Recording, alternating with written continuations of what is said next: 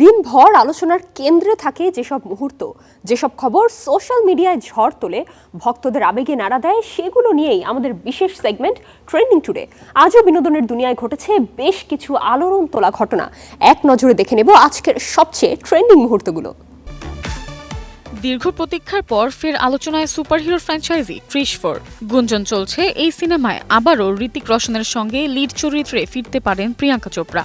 নির্মাতার পক্ষ থেকে আনুষ্ঠানিক ঘোষণা না এলেও এই খবর ছড়িয়ে পড়তেই সামাজিক মাধ্যমে উচ্ছ্বসিত ভক্তরা।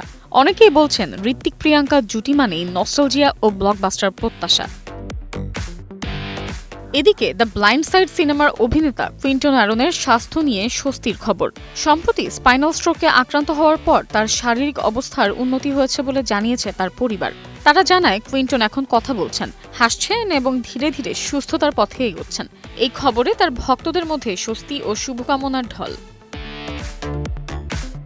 আরেকটি নস্টালজিক খবর হলিউড থেকেই। 2006 সালে মুক্তি পাওয়া জনপ্রিয় কমেডি সিনেমা দ্য পিঙ্ক প্যান্থারের কাস্টরা এখন কোথায় তা নিয়ে প্রকাশিত হয়েছে একটি নতুন রেট্রোস্পেকটিভ আর্টিকেল।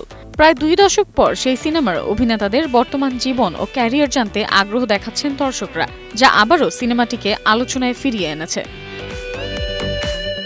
এভাবেই আজকের ট্রেন্ডিং মুহূর্তগুলো বিনোদন জগতে নজরকাড়া অধ্যায় হিসেবে আমাদের সামনে এসেছে। চোখ রাখুন পরবর্তী মুহূর্তগুলোর দিকে, কারণ বিনোদন জগৎ কখনো স্থির থাকে না।